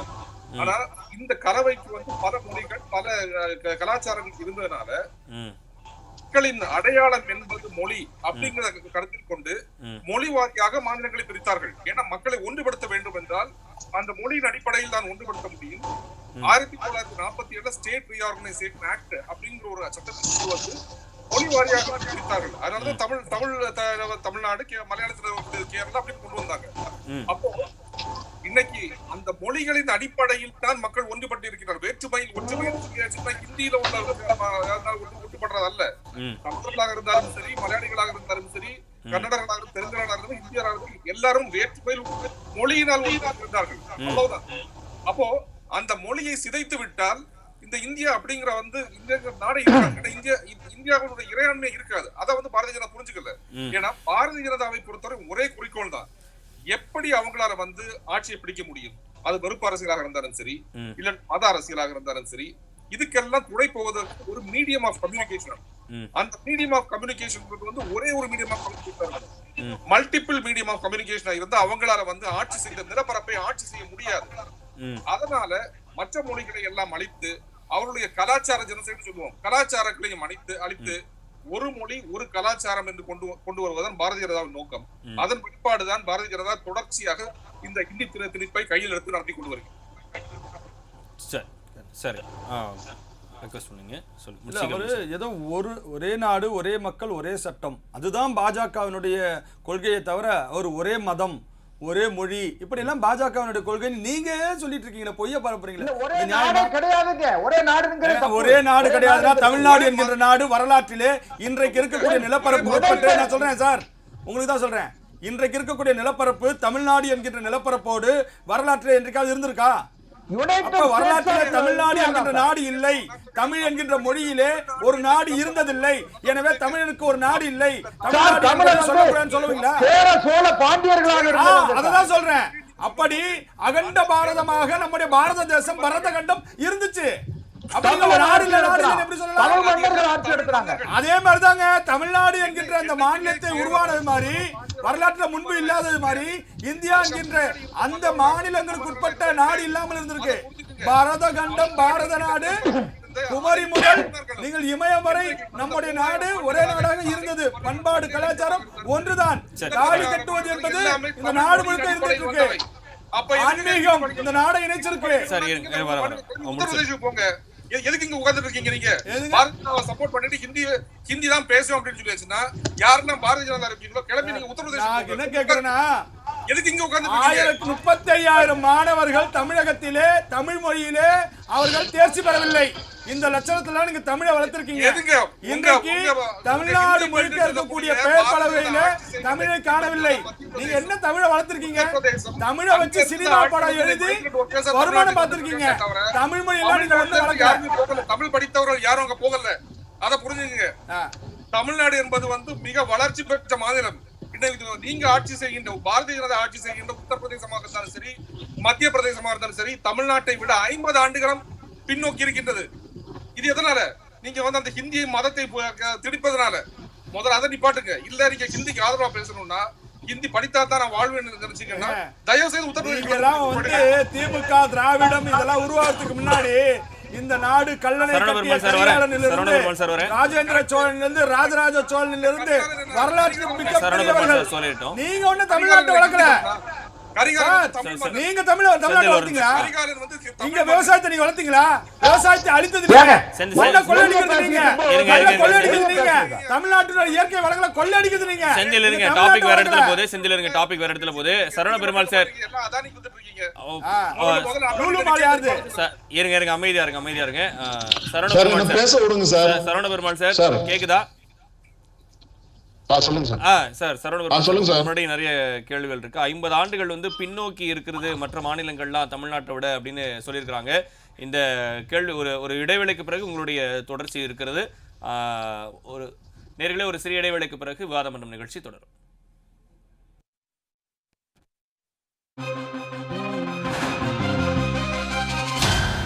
ஜி தமிழ் நியூஸ் நேயர்களுக்கு வணக்கம். இந்த வீடியோவில் நம்ம பார்க்க போகிற படம் ஃபைட் கிளப் வந்துட்டு எல்லாருமே ரொம்ப ஒரு எதிர்பார்ப்பு. என்ன காரணம்னு கேட்டிங்கன்னா விஜயகுமாரோட நடிப்பில் வெளிவர படம். விஜயகுமார் வந்து ஆல்ரெடி உரியடிங்கிற படத்தின் மூலிமா தமிழ்நாட்டில் ரொம்ப ஃபேமஸான ஒரு ஆக்டர், அவர் இயக்குனருமாக இருந்தார். அவரோட படம் வெளிவரனால ஃபைட் கிளப் எப்படி இருக்குன்னு எனக்கு தெரிஞ்ச என் கான்டாக்ட்லேயே ரொம்ப பேர் வந்து கேட்டாங்க. அந்தளவுக்கு ஒரு மிகப்பெரிய எதிர்பார்ப்போடு வெளிவந்திருக்க படம். படத்தை வந்து யார் இயக்கியிருக்காங்கன்னு பார்த்தீங்கன்னா அப்பாஸ் ரஹமத் அவர் தான் இயக்கியிருக்கிறாரு. மேக்கிங்கை வந்து ரொம்ப பிரமாதமாக பண்ணியிருக்காருன்னு சொல்ல முடியும். அந்த அளவுக்கு சூப்பராக இருக்குது. படத்தோட கதை என்னன்னு கேட்டிங்கன்னா, ஒரு நார்த் சென்னையில் ஒரு பையன், அதாவது வந்து அப்பா வந்து குடிகாரர், குடிச்சிட்டு மதுவுக்கு ரொம்ப அடிமையாக இருக்கிறாரு. பையனுக்கு வந்து ஃபுட்பால் மேலே ரொம்ப ஆசை, ஃபுட்பால் விளையாடணும்னு ரொம்ப ஒரு எதிர்பார்ப்போடு இருக்கிறான். பெரிய அளவுக்கு போகணுன்னா அவனும் நிறையா கிளப்ல எல்லாம் செலக்ட் ஆகிறான். அதே ஏரியாவில் பெஞ்சமின் ஒரு கேரக்டர், அவர் வந்துட்டு அங்கே இருக்க பசங்களை வந்துட்டு கோச் பண்ணி பசங்களை வந்து ஒரு நல்ல இடத்துக்கு கொண்டு போகணுங்கிறதுக்காக எல்லா ஏரியாலையும் அது மாதிரி ஒரு மனிதர் இருப்பாங்க. அது மாதிரி அந்த மனிதரும் இருக்கிறாரு. அவர் வந்து விஜயகுமாருக்கு வந்து ஹெல்ப் பண்ணணும்னு நினைக்கிறாரு. ஆனால் அதுக்குள்ளே அவரை வந்து கொண்டுறாங்க. அதனால் வந்து விஜயகுமாரோட லைஃப் ரொம்ப பாதிக்கப்படுது. அது இல்லாமல் விஜயகுமார் வந்து அதே ஏரியாலே வாழ வேண்டிய நிலைமையும் ஏற்படுது. அப்படியே போய்கிட்டு இருக்க டயத்தில் லாஸ்ட்டில் வந்துட்டு அவரை கொன்னவருக்கும் விஜயகுமாருக்கும் ஒரு கிளாஸ் ஆகுது. இடையில வந்து நிறையா மோட்டிவேஷனில் ஏற்றி விட்றாங்க. அதெல்லாம் படத்தில் நிறையா ட்விஸ்ட்டு. படத்தோட கதையை வந்து பேச வேணாம். இதுதான் படத்தோட ஒரு ஒன்லைன் ஸ்டோரி. இதை வச்சு தான் கொண்டு போகிறாங்க. ஒரு சின்ன ஒரு ஒன்லைன் ஸ்டோரி தான் நம்ம நிறையா பார்த்துருப்போம் தமிழ் சினிமாவில். ஏன்னா நான் வடச்சென்னையை வச்சு பேஸ் பண்ணி வந்தாலே ஒரே ரத்தம் சண்டை அதுதான் இருக்கும். ரொம்ப எதிர்பார்ப்பில் இருந்த எல்லாருக்குமே வந்துட்டு ஒரு சின்ன ஒரு டிராபேக்னு தான் சொல்ல முடியும். ஏன்னா வந்துட்டு அந்த அளவுக்கு வந்துட்டு சூடு பிடிக்கல படத்தோட அந்த திரைக்கதை வந்துட்டு சூடு பிடிக்கலன்னு சொல்ல முடியும். அந்த அளவுக்கு அப்படி தான் இருந்துச்சு. விஜயகுமாரோட நடிப்பு கண்டிப்பாக பாராட்டி ஆகணும். அவரோட வாய்ஸும் சூப்பராக இருந்துச்சு. குறிப்பிட்டு சொல்லணும்னா கேட்குறப்ப வந்துட்டு அந்த ஒரு பெரிய ஒரு டானோட வாய்ஸ் மாதிரி ரொம்ப அருமையாக இருந்துச்சு விஜயகுமார். அவரோட நடிப்பும் சூப்பராக இருந்துச்சு. மேக்கிங் கண்டிப்பாக பாராட்டி ஆகணும். சொன்னது ஒவ்வொரு சீனையுமே சூப்பராக எடுத்திருக்கிறாங்க. அதை வந்து கரெக்டாக எடிட்டர் வந்து ரொம்ப பிரமாதமாக அதை வந்து எடிட் பண்ணியிருக்காருன்னு சொல்ல முடியும். டைரக்டர் வந்து கேரக்டர்ஸ் எல்லாரையுமே கரெக்டாக சூஸ் பண்ணியிருக்கிறாரு. எல்லா கேரக்டருமே அவங்களுக்கு கொடுத்த ஒரு நடிப்பை வந்து கரெக்டாக கொடுத்துருக்குறாங்க. அதெல்லாம் படத்தில் போர் அடிக்காமல் இருந்துச்சு. ஒரு சின்ன விஷயந்தான் அதில் வந்து ட்ராபேக் என்னன்னு கேட்டிங்கன்னா, அந்த ஒரு சின்ன ஸ்டோரி இது நம்ம நிறையா படத்தில் பார்த்துட்டோம். அதை இவங்க கரெக்டாக கொண்டு போகல. ஏன்னா வந்துட்டு ஒரு 2-3 ஃபைட்டை தவிர மற்ற எதுவுமே படத்தில் இல்லை. அந்த ஒரு 3-4 ஃபைட்டை மட்டுமே எல்லாருமே எதிர்பார்த்து இது படம் ஃபுல்லாக ஃபைட் கிளப்பு ஃபைட்டாக இருக்குன்னு பார்த்தா ஒரு 3 ஃபைட்டு தான் சொல்கிற மாதிரி இருந்துச்சு. அது 3மே ஆனால் ரொம்ப தரமான ஃபைட்டுன்னு சொல்லுவேன். அந்தளவுக்கு பக்காவாக பொறுத்திருந்தாங்க எடிட்டர்ஸு. மியூசிக் வந்து கோவிந்த் வசந்தா பிரமாதமாக அந்த ஃபைட்டுக்கு என்ன வேணுமோ, அந்த ரத்னம் அந்த ஒரு கேங்ஸ்டர்ஸ்க்கு என்ன வேணுமோ அதை வந்து பிரமாதமாக கொடுத்துருந்தார் மியூசிக். அது இல்லாமல் விக்ரம் படத்தில் வர சாங், இளையராஜா சாங்ஸ்லாம் நிறையா பேக்ரவுண்டில் போட்டிருந்தாங்க. அது உண்மையிலே படம் பார்க்குறப்ப புதுசாக பழசாக இருந்தாலும் அது பார்க்குறப்ப வந்துட்டு நல்ல ஒரு வைபாக தான் இருந்துச்சு படம் பார்க்குறப்ப. டிஓபி சொல்லி அவனும் லியோன் பிரிட்டோ ரொம்ப அழகாக காட்டியிருக்காரு. அதான் வந்துட்டு இதில் என்னென்னா மணப்பாடு பகுதியில் எடுத்திருப்பாங்க கடலோரமாக, அடுத்து வந்து நார்த் சென்னையில் எடுத்திருப்பாங்க. இதில் ஒரே ஒரு குழப்பம் என்ன ஆயிடுச்சுன்னா, ஒன்று நார்த் சென்னைனா நார்த் சென்னையிலே எடுத்துருக்கலாம், இல்லை சவுத் சைடுனா சவுத் சைடே எடுத்துக்கலாம். ரெண்டையும் போட்டு எடுத்தது வந்துட்டு ஒரு கன்ஃபியூஷனாக தான் தெரிஞ்சிச்சு படம் பார்க்குறப்ப நமக்கு. அது ஒன்று ஒரு ட்ராபேக்காக நான் சொல்லுவேன் கண்டிப்பாக படம் பார்க்குறப்ப. ஏன்னா இதெல்லாம் கொஞ்சம் இரிட்டேட் ஆச்சு. எங்கடா நடக்குது சம்பவம் அப்படிங்கிற மாதிரி நமக்கு ரொம்ப ஒரு கெஸ்ஸிங்காக இருக்கும். படத்தில் குறிப்பாக பேச வேண்டிய ஆள் யாருன்னு பார்த்தீங்கன்னா கிருபாகரன். எடிட்டர் பிரமாதமான எடிட்டிங்னு சொல்லுவேன் கண்டிப்பாக. அந்தளவுக்கு சூப்பராக இருந்துச்சு அவரோட எடிட்டு. அந்த ஃபைட் சீனாக இருக்கட்டும் எல்லாமே ஒவ்வொரு சீனுக்கும் நான் கண்டிப்பாக பாராட்டையே ஆகணும். ஏன்னா வந்துட்டு பேக்ரவுண்டில் நமக்கு வந்துட்டு ஒவ்வொரு ஃப்ளாஷ்பேக் போவாங்க, ஒவ்வொரு சீனை காட்டிட்டு ஒரு 2-3 சீன் அதெல்லாம் ரொம்ப பிரமாதமாக எடிட் இருந்துச்சு. ரொம்ப பிரமாதமாக காட்டியிருந்தார். படத்தில் வந்து ட்ராபேக் என்னன்னு கேட்டிங்கன்னா ஃபுல்லாகவே ட்ரக்ஸை வச்சு தான். இதை லோகேஷ் கனகராஜ் தான் ப்ரெசென்ட் பண்ணியிருக்காரு. அவரோட படம் எல்லாமே தெரியும், ட்ரக்ஸு தான் ஃபுல்லாக இருக்கும். இந்த படத்தில் வந்து ரொம்ப அசால்ட்டாக கஞ்சா எல்லாமே வந்துட்டு ரொம்ப அசால்ட்டாக புழக்கமாக காட்டியிருக்கிறாங்க. படத்துக்கு வந்து அதனாலேயே ஏ சர்டிஃபிகேட் கொடுத்துருக்குறாங்க மெயினாக. அதெல்லாம் வந்துட்டு ஓகேன்னு சொல்லி விட்டாலும் கூட அதை காட்டுனதையும் ஒழுங்காக காட்டலை இவங்க வந்துட்டு. அதான் வந்து அதை வந்து காட்டுறேன்னு சொல்லி அதை வச்சே படத்தை கொண்டு போயிடலான்னு வந்துட்டு ஒவ்வொரு இதையும் அதை விற்கிறது, அதை கொண்டு போகிறது, அதை அடிக்கிறது, இதையே காட்டிக்கிருந்தா அது வந்து நம்ம பார்க்குறப்ப கொஞ்சம் இரிட்டேட்டாக இருந்துச்சு. மற்றபடி அதுதான் ட்ராபேக். அது இல்லாமல் ஸ்டோரி வந்து கொஞ்சம் ஸ்லோவான ஸ்டோரி. ஏன்னா நம்ம எல்லாருமே எதிர்பார்த்து போனது ஏதோ பயங்கரமாக இருக்கும், சண்டைன்னு இருக்கும்னு நினச்சிட்டு போவோம். ஆனால் அது அங்கே அப்படி இல்லை. ரொம்ப ஸ்லோவான ஸ்டோரி தான். ரொம்ப ஸ்லோவாக நான் போவோம். மற்ற எல்லாமே டீம் ஒர்க் எல்லாமே ரொம்ப பிரமாதமாக இருந்துச்சு. அதுதான் சொல்ல முடியும் இந்த படத்தில். அதுதான் வந்துட்டு இந்த படத்துக்கு ஒரு ப்ளஸ் பாயிண்ட்டும்.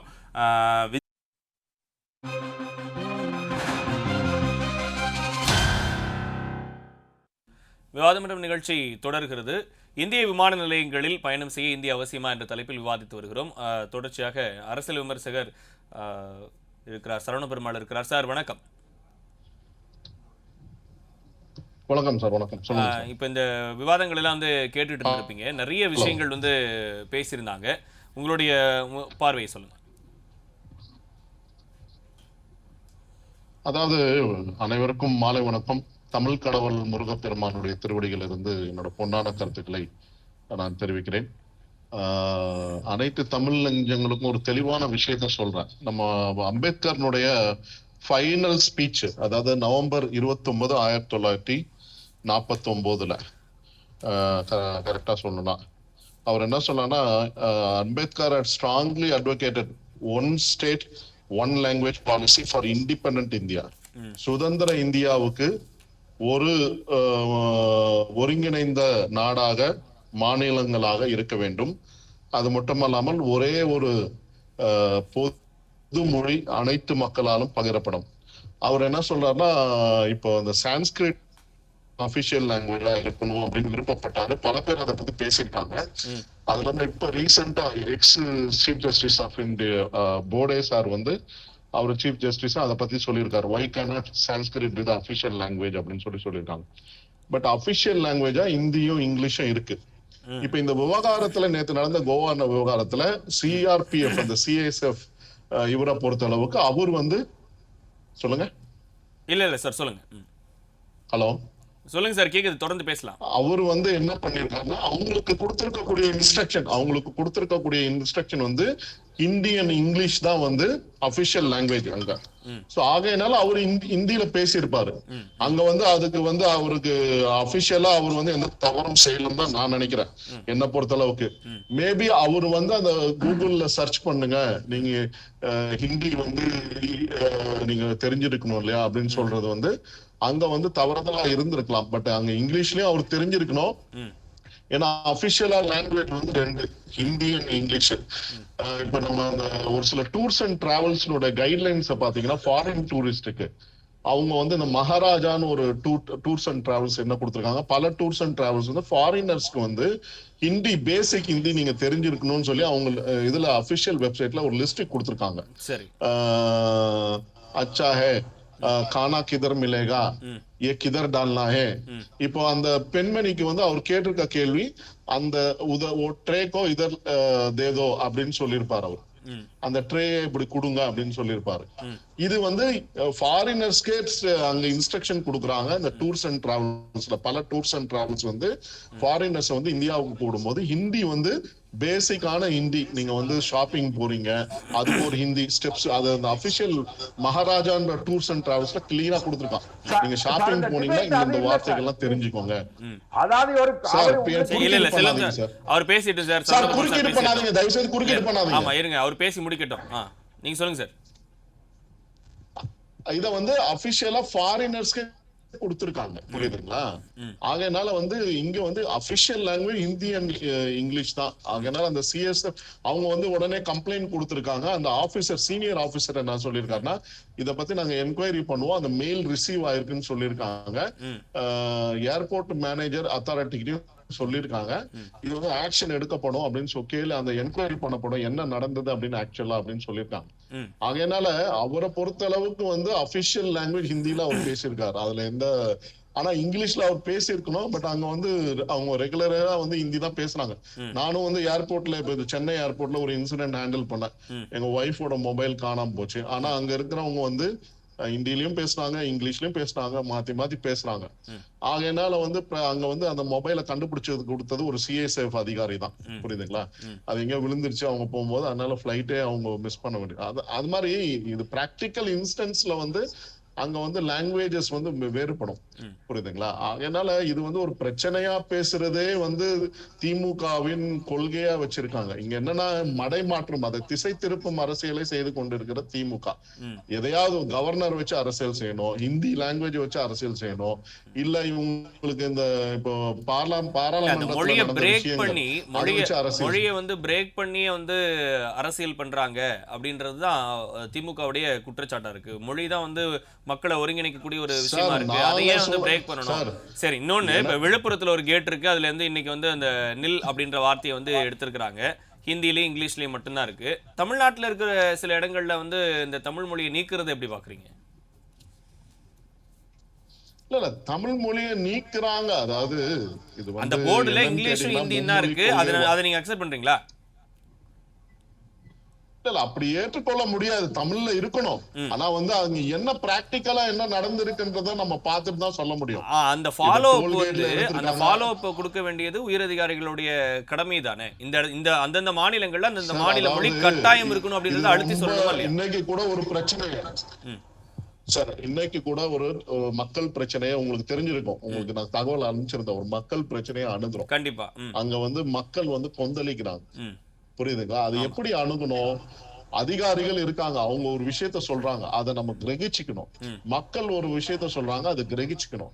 ரெண்டுத்தையும் சிங்க் பண்ணதான் பார்க்கணும். அங்க வந்து சண்டை மூட்டி விட்டு அரசியல் பண்றது யாரு அப்படின்னு பாருங்க, புரியுதுங்களா? நான் இங்க சண்டை மூட்டி அரசியல் பண்ணி எனக்கு வந்து லாபம் எதுவுமே கிடையாது. அங்க வந்து என்னன்னா பிரச்சனை சால்வ் ஆகணும், அதுதான் விஷயமே ஒழிய இத பிரச்சனை தீர்வு காண்பது. அதான் இவங்க சொன்ன மாதிரி நான் அதுதான் கடந்த பல விவாதங்கள்ல சொல்லியிருக்கேன். 1955 இருந்து காங்கிரஸும் சரி, மற்ற ஆண்ட கட்சிகளும் சரி, அது இல்லாம வந்து திமுகவும் கூட்டணியில பாஜகவோடும் இருந்திருக்காங்க, காங்கிரஸோட இருந்திருக்காங்க. இவங்க எல்லாம் பாராளுமன்றத்துல உறங்கி கொண்டு இருந்தார்களா? இவங்களுக்கு தெரியாதா? என்ன பண்ணிருக்கணும்னு.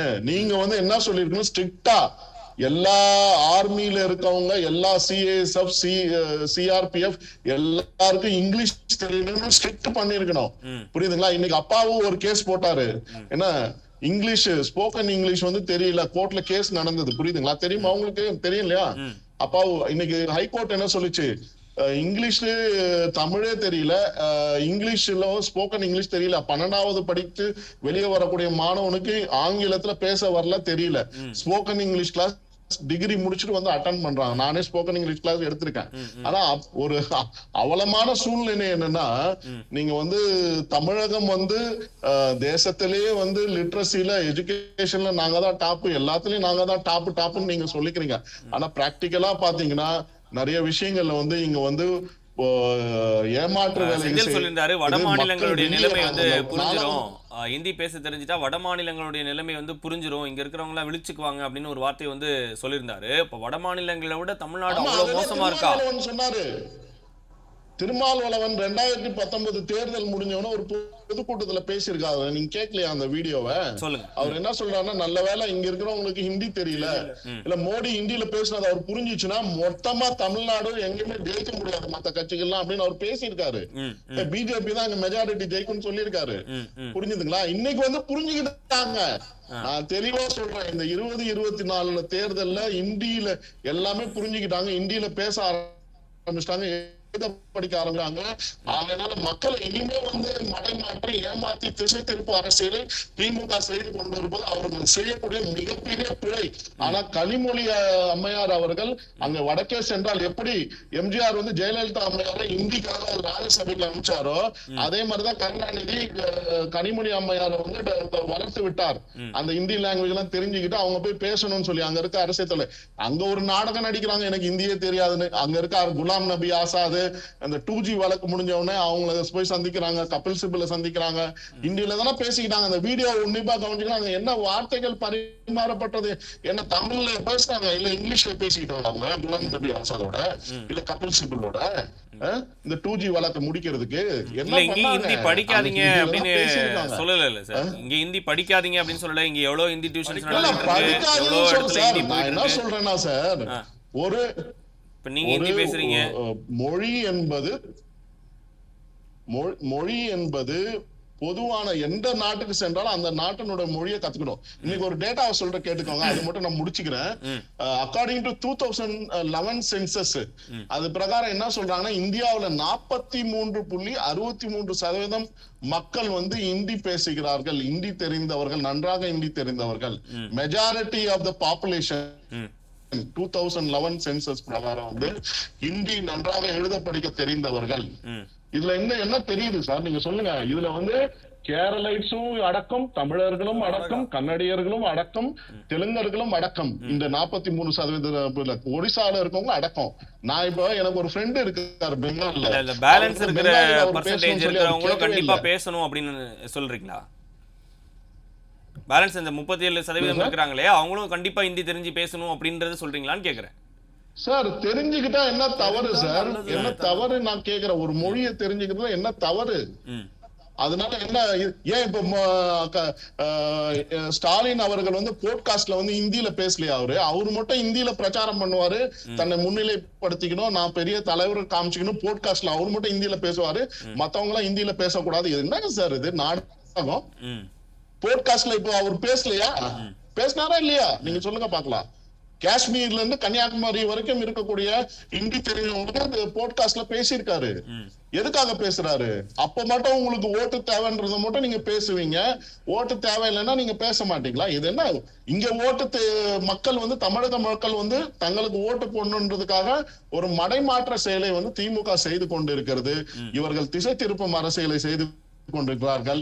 இவர்கள் செய்து கொண்டிருப்பது வந்து பாத்தீங்கன்னா, நான் உண்மையிலே எனக்கு தெரியல, இது கலைஞர் இருந்தா இந்த மாதிரி எல்லாம் வந்து அபத்தமான ஒரு அரசியலை வந்து செஞ்சிருப்பாருன்னு தெரியல. ஆனா அவர் வழி வந்த ஸ்டாலின் வந்து இந்த மாதிரியான சின்ன சின்ன விஷயங்கள் எடுத்து கையில எடுத்துக்கிட்டு அரசியல் செய்வது வந்து ஒரு சரியான போக்கு கிடையாது. இது வந்து மிகப்பெரிய தோல்வியை திமுக தமிழகத்திலே வரக்கூடிய 2024 தேர்தலில் சந்திக்கும். மக்கள் ரொம்ப வெறுப்படைஞ்சிட்டாங்க, எங்களை ஹிந்தி படிக்காதீங்கன்னு சொல்லி ஏமாத்திட்டாங்க அப்படின்னு சொல்லி நிறைய இடத்துல புலம்ப ஆரம்பிச்சிட்டாங்க. சரி. புரியுதுங்களா? சரி. நானே வந்து பாத்தீங்களா 2006ல பாம்பேக்கு போகும்போது ஹிந்தி தெரியாது. ஆனா மெதுவா நான் கத்துக்கிட்டேன். அதுல இருக்க தமிழ்ல இருக்க வார்த்தைகள், இந்தியில இருக்க வார்த்தைகள் 45% வார்த்தைகள் இருக்கிறது. புரியுதுங்களா? ஏன் இப்படி வந்து பொய்யான பிரச்சாரங்களை உருவாக்குகிறீர்கள்? என்னத்துக்காக? ஹைகோர்ட்டை எல்லாமே சொல்லிட்டாங்க. சரி. ஏன் ஹிந்தி வந்து நீங்க தெரிஞ்சுக்கணும் அப்படின்றது தான் விஷயம். சரி, இது உங்களுடைய இறுதி கருத்தை எடுத்துக்கிறேன். செல்வம் சார், உங்களுடைய இறுதி கருத்து. அதாவது இப்போ டிபேட் எப்படின்னு கேட்டீங்கன்னா, இந்த நம்முடைய தமிழ் தொலைக்காட்சி விவாதம் எப்படின்னு கேட்டீங்கன்னா, இந்தி படிக்க கூடாது, இந்தி தெரிஞ்சுக்கிட கூடாதுங்கிறது கிடையாது. இந்தியை திணிக்காதீர்கள். நான் இப்போ விஷயம் என்னன்னு கேட்டா, இப்ப தமிழ்நாடு அரசுக்கு வக்காலத்து வாங்க வேண்டிய அவசியத்துல நான் இல்ல, அது இல்ல, அப்படி விட்டுருங்க. அந்த சகோதரி வந்து கோவால வந்து அவங்களுக்கு ஏற்பட்ட நெருக்கடி, அந்த சிஐஎஸ்எஃப் காரர், நீங்க தமிழ்நாடு இந்தியாவில தானே இருக்கு, ஏன் நீங்க இந்தி படிக்க கூடாதுன்னு கேட்க வேண்டிய வேலை அவருக்கு கிடையாது. நான் என்ன சொன்னா, இதுல அவர் அந்த சிஐஎஸ்எஃப் காரர் வந்து வரம்பு மீறி இருக்கிறார், அதிகார அத்துமீறல் நடத்தி இருக்கிறாருங்கிறதா விவாதம். அதை செய்யக்கூடாது. இப்போ நண்பர் சரண பெருமாள் போற போக்குல அதை வந்து சொல்லிட்டு போனார். இப்போ நமக்கு என்னன்னு கேட்டா, இது India, United States of India, அதாவது இந்தியா வந்து ஒன்றியங்களின் கூட்டமைப்பு. நான் என்ன நினைக்கிறேன்னு கேட்டா, அந்த மொழி பட்டியலில் இருக்கிற 8வது அட்டவணையில் இருக்கிற 22 மொழிகளையுமே அலுவல் மொழியாகவும் ஆட்சி மொழியாகவும் ஆக்குங்க. சென்னையில உயர் நீதிமன்றத்துல தமிழ் வழக்காடு மொழியாக இருக்கட்டும், உத்தரப்பிரதேசத்துல எப்படி இந்தி வழக்காடு மொழியாக இருக்கு, ராஜஸ்தான்ல இருக்கு, மத்திய பிரதேசத்துல இருக்கு, ஒரு 6 மாநிலங்கள்ல இந்தி உயர் நீதிமன்றத்துல வழக்காடு மொழியா இருக்கு. இதை தமிழ்நாட்டுல செய்ய தவறுன குற்றங்களுக்கு நாமும் பொறுப்பாளிதான். நான் அதை மாறி அவர் காரணம் இவர் காரணம் எல்லாம் சொல்லிட்டு போகல. நான் ஆனா அதே நேரத்துல இப்ப என்ன நடக்குன்னு கேட்டீங்கன்னா சார், இந்திய தண்டனை சட்டம் 511 பிரிவுகள் இருக்கு ஐபிசில, சிஆர்பிசில 476 பிரிவுகள் இருக்கு, சாட்சிய சட்டங்கள்ல 170 இருக்கு. இதெல்லாம் என்ன பண்றாங்கன்னா, இதை மாத்திக்கிட்டு நேற்றைக்கு ஒரு பில்லு பாஸ் ஆயிடுச்சு போத் ராஜ்யசபா அண்ட் லோக்சபால. ஏன்னா சாட்சிய நாகரிக் சுரக்ஷா, அது பேர் என்ன, சாட்சிய சட்டங்கள் இதெல்லாம் மாத்தி இந்தியில பேரு இந்திய சாட்சிய சட்டங்களை, அது இந்தியன் பீனல் கோடுன்னு இருக்கிறதுல இவங்களுக்கு என்ன கஷ்டம் இருக்கு, அதை நாகரிக் சுரக்ஷான்னு மாத்தணும்னு சொல்லி என்ன அவசியம் இருக்கு அப்படின்னு கேட்டா அது கிடையாது. அதனால எதுக்காக சொல்றேன்னா, இது ஒரு ஒற்றை ஆட்சி முறையை நோக்கி இந்தியாவை நகர்த்துகிறார்கள். இன்னும் கூட தேர்தல் ஆணையரை நியமிக்கிற அதிகாரம் யாருக்குன்னா, நாடாளுமன்றத்திற்கும் தேர்தல் ஆணையரை நியமிக்கிற அந்த குழுவுல supreme court, CJI, chief justice of India, supreme கோர்ட்டுடைய உச்ச நீதிமன்றத்தினுடைய தலைமை நீதிபதி ஒரு குழு உறுப்பினராக இருந்தார். அதை மாத்திட்டாங்க, அதுக்கு ஒரு அமெண்ட்மெண்ட் கொண்டு வந்து அதையும் நிறைவேற்றிட்டாங்க. இன்னும் அடுத்தாப்புல என்ன பண்ண போறாங்க, உயர் நீதிமன்றங்கள்ல உச்ச நீதிமன்றங்களுடைய நீதிபதிகளை எல்லாம் நியமிக்கிற அதிகாரம் கொலிஜியத்துக்கு இருக்கு. கொலிஜியம் வந்து இப்போ வந்து அந்த நீதிபதிகளை நியமிக்கிற கொலிஜியம் வந்து கவர்மெண்ட்டுக்கு ரெக்கமெண்ட் பண்ணும், கவர்மெண்ட் அப்பாயிண்ட் பண்ணுவாங்க, ஜனாதிபதி அப்பாயிண்ட் பண்ணுவாங்க, அதான் ப்ரொசீஜர். ஆனா இனி என்ன பண்ண போறாங்க, அது கொலிஜியத்தை மாத்திட்டு மத்திய அரசாங்கமே நீதிபதிகள் நியமிக்கணுங்கிற அதிகாரத்தை கொண்டு வர போறாங்க. இப்போ எல்லா நடைமுறைகளையும் மாற்றி ஒற்றை ஆட்சி முறையை நோக்கி இவர்கள் நகர்த்துகிறார்கள். அதனுடைய வடிவம் தான் இந்த மாதிரி இந்தி ஒரு பெரிய விஷயமே கிடையாது சார். நண்பர் சரவண பெருமாள் சொன்ன மாதிரி இந்தி ஒரு பெரிய அது லாங்குவேஜ், ஐசா கே போல் சக்தே, ஐசா நைட் போல் சக்தேன்னு சொல்லி நாங்க ஒண்ணு இந்திக்கு போய் இந்தி மாநிலங்களுக்கு போய் படிக்கல. அது இந்திய நாம வந்து முயற்சி எடுத்தால் ஒரு 3 மாதங்களில் கற்றுக்கொள்ளக்கூடிய ஒரு மொழிதான். அதே நேரத்துல கல் தோன்றி மண் தோன்றா அவ்வளவு ஸ்ட்ராங்கான கருத்துக்கள் இருக்கு அந்த மொழியில அப்படின்னு சொல்றாங்க. என்னன்னா வட மாநிலங்கள்ல இருக்கக்கூடிய நிலைமையை வந்து தமிழ் மக்கள் தெரிஞ்சுக்குவாங்க, தமிழ் மக்கள் வந்து தெரிஞ்சுக்குவாங்க அந்த மொழியை தெரிஞ்சுக்கிட்டா, அதனால தெரிஞ்சு கூடாம வச்சிருக்காங்க அப்படின்னு சொல்றது எப்படி பாக்குறீங்க? டெவலப்மெண்ட் வந்து அங்கதான் ஜாஸ்தியா இருக்கு அப்படின்னு சொல்றாங்க. கேளுங்க சார், அதாவது சுதந்திரத்துக்கு பிறகு மத்தியில வந்து வடமாநில இந்தி பேசக்கூடிய மாநிலங்களை சார்ந்தவர்கள் ஆட்சி அதிகாரத்தில் இருந்ததுனால இந்தி வலுப்பெற்று விட்டது, அவ்வளவுதான். தவிர தமிழ் வந்து கல் தோன்றி மண் தோன்றா காலத்து முன்தோன்றிய மூத்த குடி தமிழ் குடி, மூத்த மொழி தமிழ் மொழி. அதாவது என் மொழியின் மீது ஆதிக்கம் செலுத்தும் போதுதான் பிரச்சனை வருது. தவிர நீங்க இந்த மொழியோட சேர்த்து இன்னும் எத்தனை மொழி வேண்டாலும், இன்னும் கூட சில சிபிஎஸ்இ ஸ்கூல்ல பாத்தீங்கன்னா பிரெஞ்சு இருக்கு, ஏன் புதுச்சேரியில பாண்டிச்சேரியில பாத்தீங்கன்னா தமிழ், ஆங்கிலம், பிரெஞ்சு, அது ஒரு பிரெஞ்சு வந்து ஒரு பாடத்திட்டத்துக்குள்ள பாட மொழிகள்ல அது ஒண்ணு இருக்கு. இது நாம படிக்கிறவங்க எந்த மொழியும் படிச்சுட்டு போறாங்க சார். கூடுதலா 2 மொழி தெரிஞ்சுட்டா தப்பு இல்ல. தமிழ்நாட்டுடைய எல்லையை தாண்டினீங்கன்னு வைங்கள, பொன்னேரியை தாண்டினீங்கன்னா அங்க ஆந்திராவை சார்ந்தவங்க ஹிந்தி பேசுறாங்க, கர்நாடகத்தை சார்ந்தவங்களுக்கு ஹிந்தி தெரியுது, நமக்கும் கேரளாவுக்கும் தான் ஒரு மொழியை படிச்சுக்கிறது தப்பு இல்ல அப்படின்னு சொல்றீங்க. திணிக்கிறது வேண்டாம் அப்படின்னு சொல்றீங்க. அதே நேரத்துல என் மேல திணிக்காதீங்க. நாளைக்கு ஒருவேளை இன்னொரு 5 வருடம் கழிச்சு அமைய போகிற 2024 நாடாளுமன்ற தேர்தல்ல 18வது நாடாளுமன்றத்துல மரியாதைக்குரிய நரேந்திர மோடி அவர்களே மீண்டும் ஆட்சி அதிகாரத்திற்கு பாரதிய ஜனதா கட்சியும் நரேந்திர மோடியும் அவர்களும் ஆட்சி அதிகாரத்துக்கு வந்தா நான் என்ன அச்சப்படுறேன்னு கேட்டா, இந்தி பேசுகிறவர்களுக்கு தான் வாக்குரிமை, இந்தி பேச தெரிந்தவர்களுக்கு மட்டும்தான் ரேஷன் அட்டை, இந்தி பேச தெரிஞ்சவங்களுக்கு தான் ஓட்டு போடுற உரிமை இப்படின்னு வந்துட்டா நான் அச்சப்படல. நியாயம் இருக்கா இல்லையா? அதனால இந்தியாவை, ஜனநாயகத்தினுடைய தொட்டில் பூமியாக இருக்கிற இந்தியாவை, உலக ஜனநாயகத்தினுடைய தொட்டில் பூமி, ஜனநாயகம் பிறந்த இடமே தமிழ்நாடு தான். அதனால தமிழ்நாட்டுல கால் ஊட முடியல. அதனால ஏதாவது ஒரு வகையில ஒரு நெருக்கடியை கொடுத்து 2024 நாடாளுமன்ற தேர்தலுக்கு பிறகு அவர்கள் 2026 இலக்காக வைத்து ஒற்றையாட்சி முறையை நோக்கி இந்தியாவை நகர்த்துகிறார்களோ என்ற அச்சம் ஜனநாயகத்தின் மீது அக்கறை இருக்கிற என்னை போன்றவர்களுக்கு இருக்கு. சரி, ஓகே சார். செந்தில், உங்களுடைய இறுதி கருத்து. அதாவது தமிழகத்தில் பார்த்தீங்கன்னா, அதாவது இந்தியாவில் வந்து போஸ்டலுக்கான தேர்வு நடந்தபோது அதுவரையில் இந்திய வரலாற்றிலே பார்த்தீங்கன்னா இந்தியில் மட்டும்தான் அந்த தேர்வானது நடந்து கொண்டிருந்தது. அது காங்கிரஸ் ஆண்ட போதெல்லாம் கூட அப்படி தான் இருந்துச்சு. ஆனால் அது ஒரு கோரிக்கையாக தமிழகத்திலிருந்து மாநில அளவில் இருக்கக்கூடியவர்கள் அந்த மாநிலத்தினுடைய மொழியில் இந்த தேர்வு இருக்க வேண்டும் என்ற கோரிக்கை வைத்த போது அதை மாற்றி அந்தந்த மாநிலங்களிலே அந்தந்த மாநில மொழிகளிலே அந்த தேர்வு வைக்க வேண்டும் என்று சொல்லி மாற்றி அமைத்து அந்த மாநில மொழிகளை காத்தது யார் என்று சொன்னால் பாரதிய ஜனதா கட்சி. பாரதிய ஜனதா கட்சி தமிழ்நாட்டில், அதுவும் மோடி அவர்கள், தமிழ் மொழி தான் இந்த உலகத்திலேயே மிகப்பெரிய மூத்த மொழியாக இருக்கக்கூடிய தமிழ் மொழி தான் நம்ம நாட்டு மொழி என்பதிலே பெருமை கொள்ள வேண்டும் என்று சொல்லி உலக அரங்குக்கு மிகப்பெரிய அளவில் தமிழினுடைய பெருமையை சொல்லிக் கொண்டிருக்கின்றார். இப்படி தமிழ் மொழியினுடைய பெருமையை உலகெங்கும் கொண்டு செல்வது ஸ்டாலின் அவர்கள் கிடையாது, உதயநிதி அவர்கள் கிடையாது, பிரதமர் மோடி அவர்கள் என்பதை முதல்ல பதிவு செய்து கொள்ளுங்கள், புரிந்து கொள்ளுங்கள். இந்தியை திணிக்கிறார்கள் என்று சொல்கின்றார்கள், கிடையவே கிடையாது. இந்தியை கற்றுக்கொள்வதை நீங்கள் தடுக்காதீர்கள். ஏன் தடுக்கிறீங்கன்னு நான் சொல்றேன்னா, மும்மொழி கல்வி திட்டத்தை கொண்டு வாருங்கள். அரசு பள்ளியில் படிக்கக்கூடிய அத்துணை மாணவர்களும் 3வது ஒரு மொழியை கற்றுக்கொள்வதற்கு நீங்கள் உங்களுடைய மாநில கொள்கைன்னு ஒன்று இருக்கு பார்த்தீங்களா, உங்களுடைய மாநில அந்த கட்சியினுடைய கொள்கை, அதை மாற்றுங்க அப்படிங்கிறது தான் எங்களுடைய கோரிக்கை. தமிழகத்தை பொறுத்த வரைக்கும் தமிழ் மொழியை வளர்க்க வேண்டும் என்பதுதான் எல்லோருடைய ஆர்வமும். ஆனால் அதை தாண்டி இந்தி தமிழ் எதிர்ப்பு என்கின்ற அரசியலை வைத்துக்கொண்டு தமிழர்களை இன்னும் மேலும் என்ன பண்ணாதீங்க, பின்னோக்கி கொண்டு செல்லாதீர்கள். உடனே என்ன சொல்றாங்கன்னா தமிழ்நாடு முன்னேறிச்சு. தமிழ்நாடு முன்னேறியதற்கு காரணம் இந்த திராவிட கட்சிகள்லாம் கிடையாதுங்க.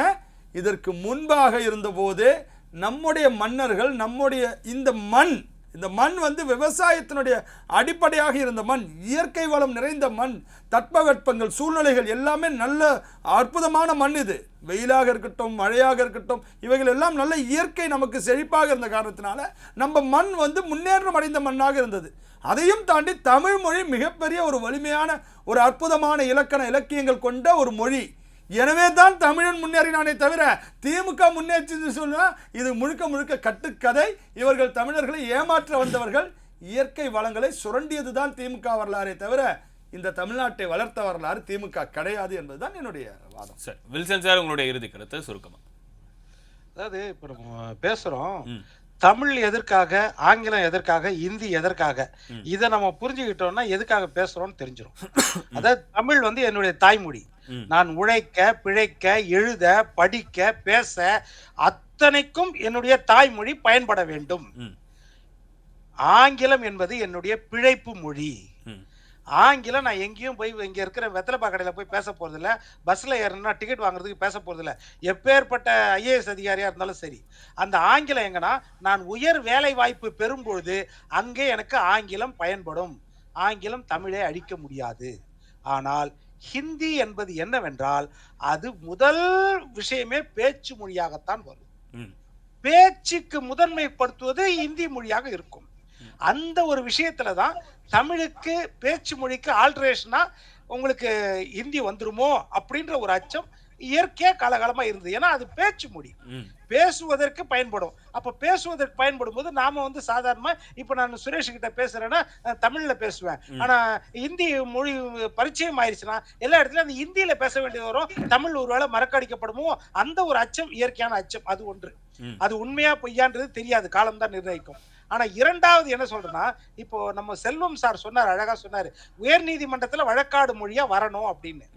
ஆர்டிகல் 348 இந்திய அரசியல் சாசனத்துல 348வது பிரிவுல 2வது பிரிவு என்ன சொல்லுதுன்னா, the governor of state may with previous consent of the president authorize the use of the Hindi language or any other language used for any official purpose of the state in proceedings in the high court.